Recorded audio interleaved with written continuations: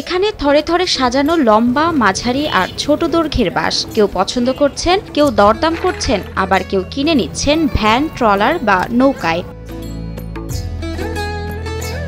এখানে প্রতিদিন কয়েক লাখ টাকার বাঁশ বিক্রি হয়। কেউ 500, কেউ বা 1000 পিস বাঁশ কিনছেন একসঙ্গে। বৃষ্টির বছর আমি বাজারে বাঁশ বিক্রি হয়, তাতে বাজার খুব ভালো হয়, অনেক লোক আসে বিভিন্ন জায়গা থেকে আমরা বাঁশ আনি। আজকে আমি আনছি 500।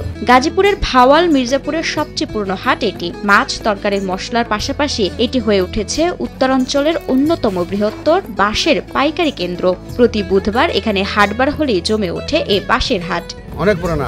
মঙ্গলবার বাঁশ আসে, বুধবার বিক্রি হয়, বুধবার বিক্রি হয়। আর এমনি খুচরা যদি কেউ আসে তাও বাঁশ কিনতে পারবে। নলি, মুলি, তল্লা, আইক্কা, ছড়ি, ছিপ সহ বিভিন্ন জাতের বাঁশ পাওয়া যায় এখানে। এগুলো আনা হয় উত্তরের নৌলা, গাছবাড়ি, ফুলবাড়িয়া, কালিয়াকৈরের মতো এলাকাগুলো থেকে। নদীপথে সহজে আনা যায় বলে পরিবহন খরচও কম। আর এখানকার বাঁশ শুধু শক্ত আর টেকসই নয়, এগুলো ব্যবহার উপযোগী বছরের পর বছর। এখানে বাঁশ উঠে আপনার বহুরা বাঁশ, রেঙ্গুল বাঁশ, নলি বাঁশ এবং তল্লা বাঁশ, 4-5 আইটেমের বাঁশ বিক্রি হয়।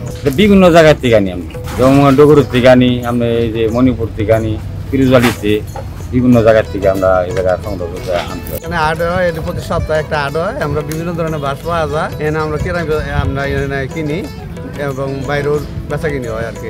এই হাটের সবচেয়ে বড় ক্রেতারা আসেন ঢাকার জিঞ্জিরা, গাবতলী ও কাশিমপুর এলাকা থেকে। উত্তরবঙ্গে থেকে আসে, উত্তরবঙ্গে নৌলা, গাছবাড়ি, ফুলপাড়া এই দিক থেকে বাঁশ আসে। এখানে ভাওয়াল মির্জার হাটে বাঁশ বেচা কিনা করে। এই বাঁশ আপনার বাড়িতে কড্ডা, কাশিমপুর বা জিঞ্জিরা, ঢাকা এদিকে বেচা কিনা হয়।